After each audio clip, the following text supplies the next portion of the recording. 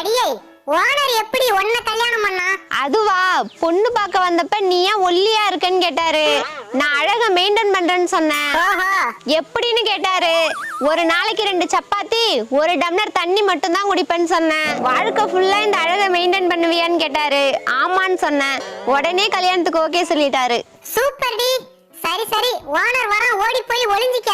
அவன் என்ன சொல்றான்னு கேட்போம். ஓனரே, நீ ஏன் உன் பொண்டாட்டிய கல்யாணம் பண்ண? அது ஒண்ணும் இல்லடி, அவளை பொண்ணு பார்க்க போன அன்னைக்கு நீ ஏன் ஒல்லியா இருக்குன்னு கேட்டேன்.